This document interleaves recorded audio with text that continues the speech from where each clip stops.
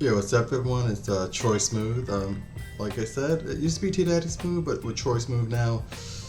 Although I feel like I'm seeing that it's very hard to get all those social medias with Troy Smooth. So, Troy Smooth, but if you go by T Daddy Smooth on any of my socials like Snapchat, Instagram, Thread, Twitter, whatever, that's fine too. Yeah, so like I said, this whole thing's about, just what's going on in my life, my career, some of my goals. And, honestly, like, I'm not like 23, so I think one of the main things I'm stressing is this YouTube thing's not just for like, 15-year-olds, not just for the 25-year-olds, people that are, more seasoned in their adult life can enjoy this too. So that's kind of what I'm working on right now. Just like that guy from Lethal Weapon, says I'm too old for this. I'm not. I'm going to keep doing it. I'm actually enjoying it. So that's been great. So yeah, let's talk about our last video. That was a lot of fun. I mean, I did the whole sneaker thing. I do like collecting sneakers. I haven't bought any since then. I might get some next week, but it's not a big deal either way. But I did that video. I showed some of the stuff I have, and then on top of that, I actually got to mess with Adobe Premiere Pro. I got the license for a month to month. I just felt like, it's time to, take this more seriously. So I had a lot of fun. I had some trouble, like, making clips. The easiest part of the whole thing, I had trouble making clips at first, but, so I just, like, looked it up. I just, like, kept watching, and, like, one thing that happens is a lot of times, like, I plan out, like, hey, this is the time I'm gonna do my YouTube, I'm gonna edit this time, I'm gonna record this time, I'm gonna release this time, and then stuff comes up, and, I say it to everybody about everything. Stuff's not gonna stop coming up. You're always gonna have something come up, so it's a matter of figuring out, hey, how can I work around that? If you plan something and your plans don't get messed up, consider that a miracle, because that's, like I said, that's life. And that's why I'm recording at about 11 o'clock at night right now. I usually like to record during the day. It's a little bit dark. I got like a flashlight, I'll show you right here. I got like this thing right here, just for a little extra light. It's a little dark in this room, even though I have like all the lights on. I'm still using the same cameras before. And I'm actually seeing like, hey, there's going to be some investments that are going to get made. I don't have a laptop right now. I have my work laptop, and actually through my job I have like all of the Adobe products, but I just don't want to do work, like do my personal stuff on my work laptop, because then, number one, I mean, it's not a big deal because the laptop's in the house anyway, but I just don't want to be in a position where maybe one day someone's like, oh, you used our resources, so we kind of do own that. I mean, I could always just log in on my computer probably with my Adobe Premiere Pro, but at the end of the day, I really just wanted to have my own, because I don't want to be reliant on anybody else for my products. But yeah, I'm going to need to get a laptop, because the laptop that me and my wife were using, it didn't die, but the screen will go off after about 5 minutes. I think it might be a hardware issue. I probably need a microphone. I definitely need a new camera. I'll probably want to hire somebody at some point, but that's way down the line. But I mean, I'm doing it, I don't want to say guerrilla style, but it's a one-man show right now, so I'm fine with it. But it's just like, hey, I gotta try to figure out how I can make things work. Speaking of which, so that sneakers video, I had a lot of fun with that. I got to use Adobe Premiere Pro. I added some music. Actually, when I was getting ready to make this video, I was like, you know what, I can actually probably use GarageBand on my iPhone and maybe make some beats up, because, having the background music, I mean, in general, like for me, I always like having some background music. Doesn't have to be like full blast, just like something in the background, just to break up monotony, like when I'm working and stuff like that. And then like, I'm just thinking, okay, well, YouTube, they give out those free video songs, they are what they are. Also, I lock my cat in the bathroom because she loves to, she doesn't want to be I mean, she's like doing her own thing, and then this moment I start talking, whether it be doing a work call or anything, she'll be all over this. And you probably can't hear her meowing in the bathroom, but it's fine. I mean, it's not animal abuse. She probably doesn't like it actually, but whatever, it's too late. So I'm going to record this video and then let her out. Don't worry, she's going to be fine. She's just really into me a lot. Yeah, so like I said, that sneakers video, I had a lot of fun. I picked out some sneakers, I had the props, going all over the place. I think, and actually we got 5 views. I know one of them was a friend of mine, Just the Best. I don't know her username, but she actually has YouTube, and she actually has like 30 followers. So she hasn't posted for like 10 years, but whatever, fine. Congrats, Jessica, because I know you're the one person I know who's watching this. That's very appreciative of that. But then, I'm sure somebody looked at one of those 5 or 4 people. I might have had 6. I don't know if I counted it as a view, but whatever. But I'm sure one of those people probably looked at it and like, hey, listen, this video's trash. And they just moved on. Maybe all of them did. Who knows? But whatever. It's a process, and the process is getting better. And I think this video is going to be pretty good too. I'm talking about subject matter that I know I can relate to. I feel comfortable with. And then also I was noticing that there are a lot of influencers out there, and they all have their YouTube channels. And one person, her name, I can't remember her name, but she's from New York. I think where she lives is somewhat near where I went to high school, so that was kind of interesting. But she said I think she got the idea. She heard this from somebody else, but then she said, and I actually agreed. She was like, your first 50 YouTube videos are probably not going to be the best. They may not be that nice looking, and it's not a natural process like staring into a camera, talking. Maybe you talk a certain way where it's like kind of relaxed, and you got to keep the energy up. I think just keep doing it. It's gonna get better. I'm seeing the improvement already, and some other people are gonna see it, and and I'm gonna stop doing little things like hitting my table by accident. I'm talking and then shaking the camera. Just little things you learn like that. But also another thing is, I learned that you can actually go to any YouTube channel and like sort all the videos out by the oldest to newest. So like especially those creators, I'll mention some names about famous people like Faith Broadway. She has a good personality for YouTube. I mean, I don't know her personally, but I think she knows what she's doing. The same thing with Steph Safari. They're a little bit young for. I mean, I'll watch while I'm folding laundry, but they're doing stuff that I'm not really doing. But you can actually go back and look at the oldest videos, and they're very low key. They don't have all this editing and all those cuts. It's just it's my first YouTube, and then they kind of talk, and then it's whatever. So it's all good. And another thing I did with that video is I sat down with my wife, and I decided to have a heart-to-heart conversation. I told her, oh, by the way, this guy Eric Cole, who has a podcast about life of a CISO, which is a Chief Information Security Officer, which is a job I kind of want, but like I said, I kind of want to do my own thing right now. I mean, that is a good job, and it's something I could find myself liking and doing. But at the same time, I'm thinking, I don't want to say bigger, but I'm thinking bigger, whatever, who cares? So, but he talked about, hey, if you really want to be a top flight CISO, and, it's very important because he talks about not getting a job doing this, it's getting a job and being the top of the line. It's hey, what else do I got to do? What else do I have to live for? So, I mean, I'm going to try to do really good at stuff. I'm not going to try to be an average. He was oh, you're studying all the stuff you do, and he's oh, by the way, post on LinkedIn every day and make a YouTube video every day just so you can get your name out there. And he's oh, that's the stuff that people are going to be okay, I'll do all this stuff and I'll skip this. No, you want to be top of the line, you got to do everything. You can't just be oh, I just want to do a little, I want to do enough, just do the stuff I'm comfortable with. All other stuff, not important. No. So I think I recorded a YouTube video back in March or something. It's actually still up there. It was kind of, I just kind of talked, put it up. That was it. I didn't edit it. I didn't look at it. I have not looked at it since I put it up, so whatever. But it kind of gave me the idea, hey, and this is what I've been saying the last 5 or 6 years. What is my life? Somebody else is doing something, or am I looking at other people and be oh, you can do this. You have the skill to do this. I don't. Or you're confident and I'm not. So once you get that out of your system, I'm having a good time.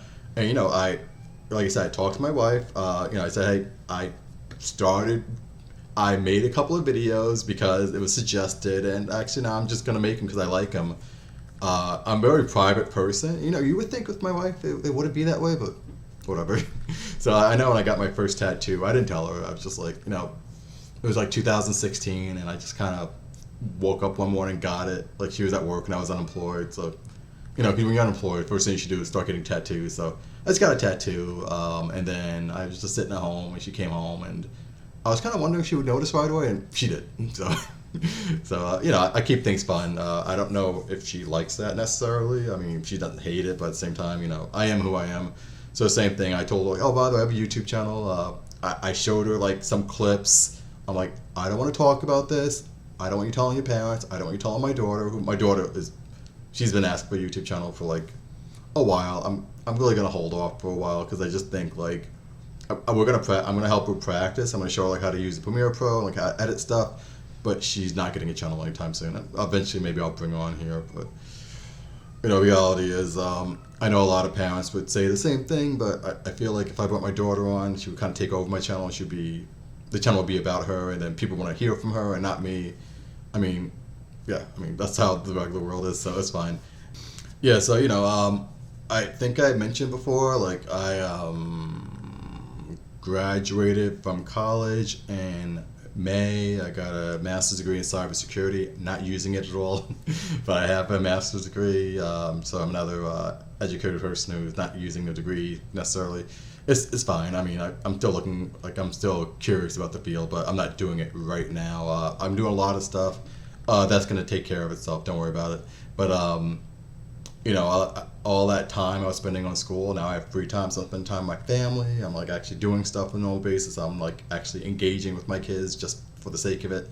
And then also I'm trying to read again. I think reading's very important, just like because I feel like when it comes to a job or anything, like the work experience is one thing, but the life experience is something that you can't really put on a resume. And I feel like one way you can get better experience through reading. And some people, I think when you do something, you can relate to other things. Like when I read stuff, I can actually relate that to my life and like the stuff I'm doing. Same thing with TV or anything I really find interesting. So I'm reading. I kind of stopped a little bit, and like it's been hard to motivate because like at night I might play video games, watch TV before bed. Like I was just kind of like loaf around and pass out on the sofa and go to sleep. But I'm trying to make sure I like read every night, and just to get motivated, I'm like, well, got to read something I like. So I like John Grisham a lot. He writes a lot of legal thrillers, but he does some sports books too. And I like Michael Crichton, great author. He's probably my favorite author. He's passed away in I think 2008, but he has a good amount of books I haven't read. So I got The Great Train Robbery. I think that's the name of the book. Let me pull it up here. Yep, that cat is meowing. Yeah, so I actually got The Great Train Robbery. And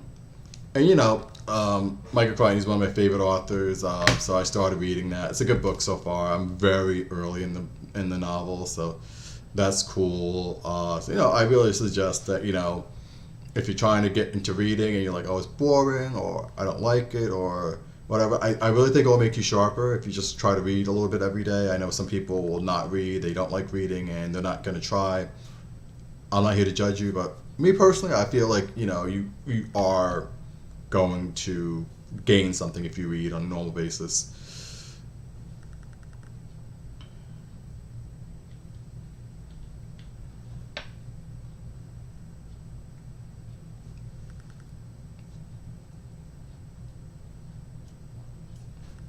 Also, awesome news. Another thing I didn't do when I was going to school or unemployed or working at a job where like I had no time off is I'm going to start doing a little more traveling. I went to Disney in April. That was, amazing. It was a lifelong dream. I know some people are like, oh, not that big of a deal. For me, it is, so whatever. But I'm going to Nashville with some of my guy friends. It's a guy's trip for one of my friend's birthday. I've never been to Nashville. I've never been to Tennessee. So that would be cool. I heard Nashville's fun. Got good barbecue, and I'm going to be using it for my YouTube. So, I got a Snapchat, which I made public. I'm just putting stuff up. I just post a lot of snaps. I notice the videos get a little more traction, especially like if I'm someplace fun. So like when I go to New Haven, Connecticut, like and I post a video, like a spotlight, I might get like 200 views. Or if I'm for someplace cool, I might get 200 views. But like when I'm doing stuff in my town, it's a small town, it might be like 50 or 60. So I'm going to be using my Snapchat. I'm also going to be filming content there. It's going to be a lot of fun. My friends will be there. I'll tell them about, like, hey, by the way, this is what I'm doing now. If they want to be in the videos, great. They're a little bit rowdy, but whatever. I've known them since I was like, since like 5th grade. So, whatever. We're going to have a good time. So it'll be really nice to go on a trip. With that being said, let's get into our topic today. And we're going to talk about workplace productivity and how you can stay on top of things. I work in IT. A lot of stuff is happening at once. A lot of people pulling me from different directions. A lot of tasks that I have assigned to me. A lot of tasks I'm doing on my own because I think it'll help the company out.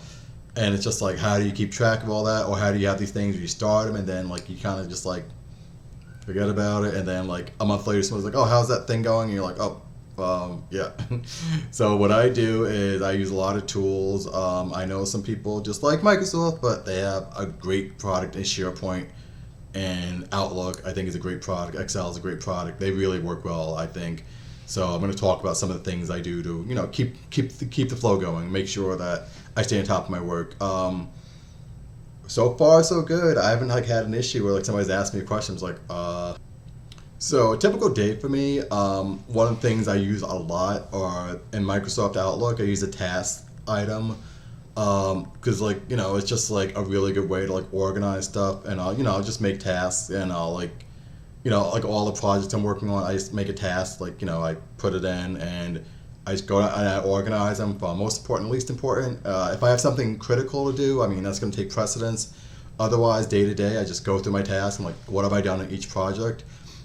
I'm the type of person, like, I don't really like sitting like and doing the same thing for 5 or 6 hours straight, or like spending a whole day doing one thing. I mean, if we have like an issue and we need to fix something, that's one thing, but otherwise I like to kind of just do a little bit every day, and it's worked out really well for me. And sometimes I just stick with what works. So I make tasks, and also like if I get an email, especially after hours, like let's say I check my phone email, I'm like, oh, this email, I probably want to look at it.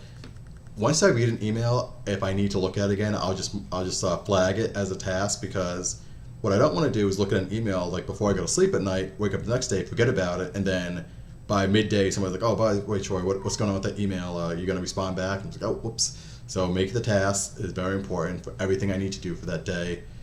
Some of the tasks, like I said, I have a lot of projects I'm working on, so I can make them recurring. I'll just say, hey, every weekday, have me do that task again. If there's something where like I have to remind myself to do something, I will set a task and I'll just put the date out like for whatever day is due.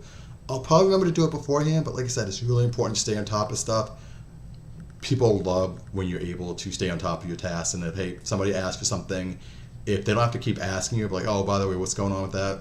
I think people really appreciate that. So when you start forgetting to do stuff on a normal basis, you get a reputation, and I don't want to have a bad reputation, because once you get it, it's kind of hard to shake. You can definitely pull up.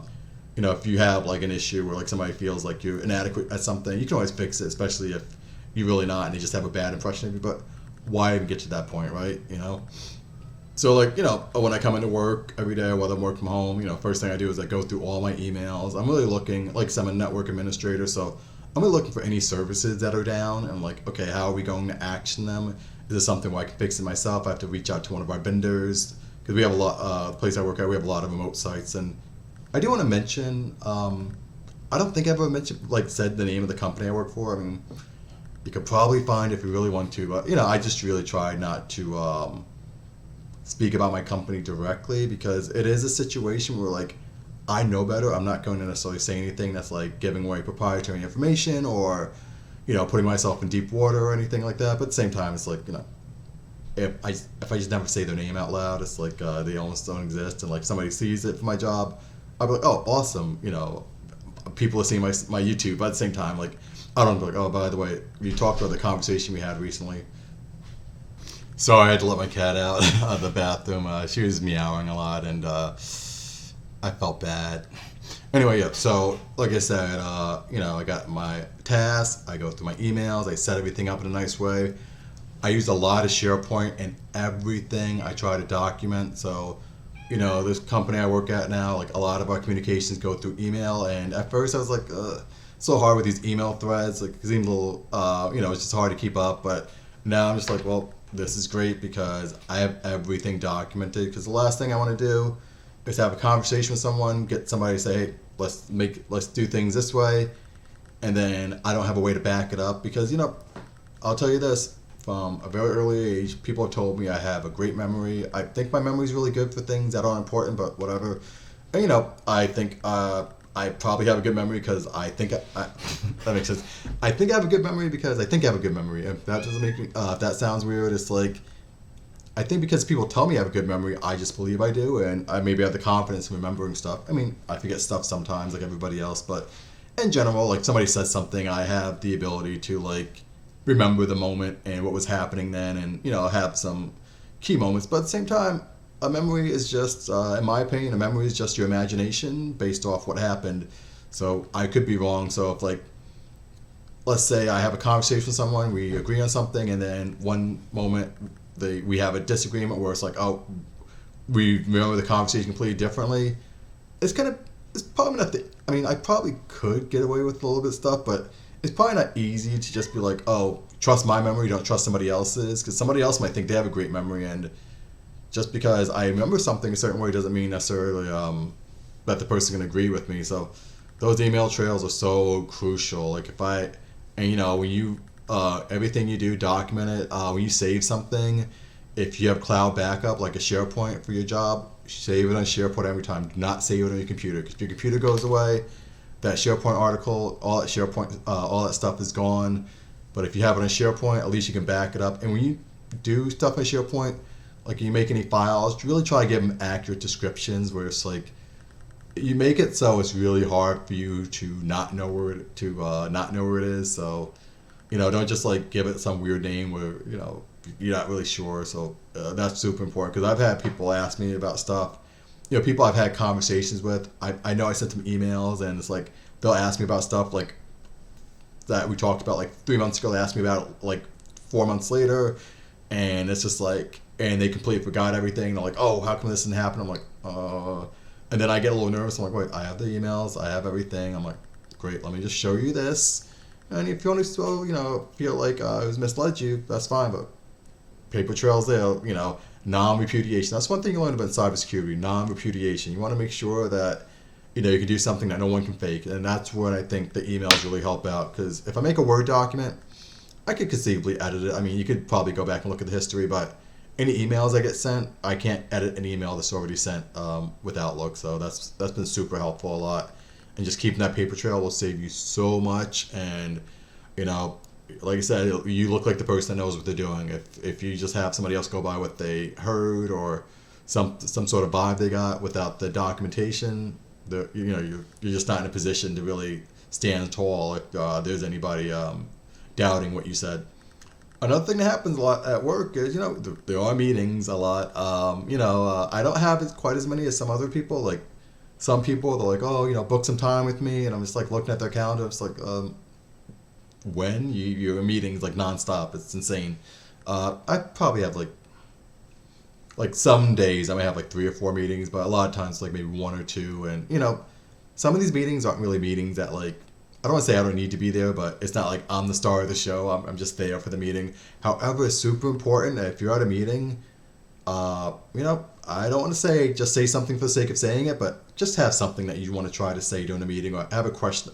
Actually, it's super important. If you can at least ask questions, intelligent questions, like make sure it's a question that is not like a yes or no, but make sure it's a question that whoever you're asking can kind of elaborate and go into more detail. So if you can do that, like ask some questions and just show you're paying attention, that's how you can be a player in these meetings. And then maybe you can actually start leading meetings. And, when you're in a meeting, like I said, if it's a situation where you want to get ahead, you're probably better off being able to communicate during a meeting as opposed to, sitting there for an hour and then just saying thanks at the end of the meeting, hanging up. Like, I know, there's a time and a place for everything. Sometimes you're in a meeting and it's like, hey, I have nothing to contribute necessarily. I'm here to listen. But, especially if you're in a meeting, especially the smaller the meeting, the more it's like, hey, try to say something if you can.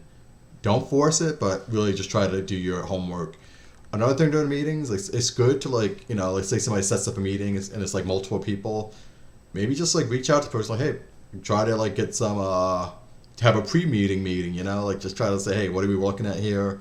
So that way you come in ready to go. And I think people really appreciate that because, sometimes people go into a meeting and like they have no idea what's going on, or it's like they come to the meeting and it's like they didn't really like read anything, they just came in, and that's fine. But at the same time, like I said, do you want to be this level or do you want to be that level? I like to be actually at that level, so that's what I'm aiming for. Pay attention to meetings and try to contribute. So you're like, a lot of times, like, I'll eat lunch at my desk, but otherwise,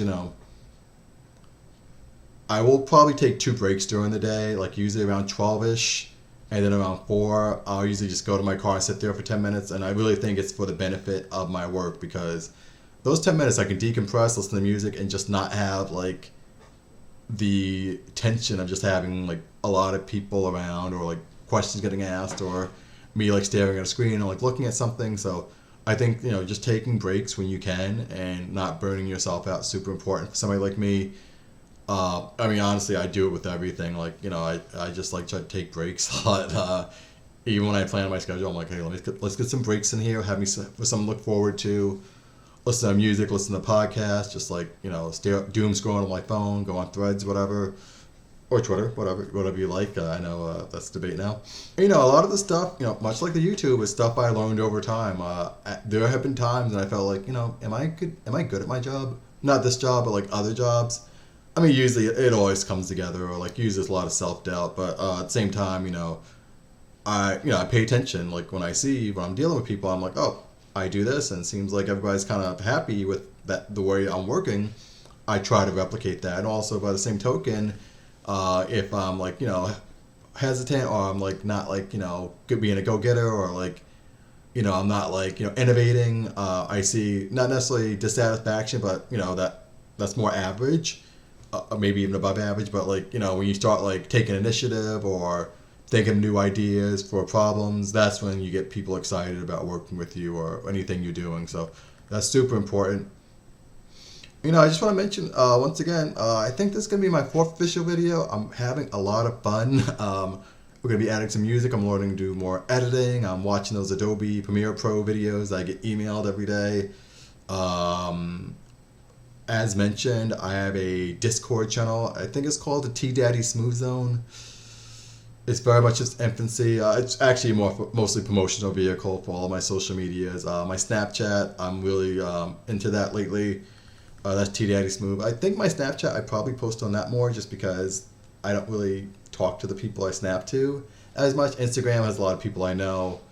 And it's not really so much of a me being nervous about, people. Like, I'm not shy about it, but at the same time, it's like, I just feel like I'm not going to be like flooding people's feeds. But hey, maybe Instagram's the way to go. Maybe I need to start posting Instagram more. It's a lot of work, by the way. Just like posting a lot. Like, it's just like, I got to Snap, I got Instagram, I got to make my YouTube. Twitter, not so much. Threads, not so much. But yeah, that's the triumvirate right now. The Twitter, Instagram, and Discord. The Instagram, I'm a little bit more like, it's a lot more personal. I'll probably change that a little bit. So, overall, it's a good vibe. Like I said, I'm Troy Smooth now, but, I think there's another Troy Smooth out there. So a lot of times I'm sticking with T Daddy Smooth because for some reason, I'm the only person that has that stupid name. So, having a good time. Nashville next. That's super exciting. I think I'm going on another mini vacation this summer with my family. And then, just a lot of good stuff happening. So just come along for the ride. It's going to have a great time. And as always, what everybody says, if you want to support me, I hope you do. You don't have to give me money. Nope, I have a job. I'm self-sufficient. But you can like, subscribe, and comment this video. That's super important. 3 things. Like, subscribe, comment. One more time. Like, subscribe, comment. Once again, this is Troy Smooth. Loving this. I can't wait to do it again. And like I said, maybe we'll have some nice little segues this time. Maybe we're going to have some nice little stuff. So we'll see. I'll start editing probably tomorrow. Good night, guys. Take it easy. Bye.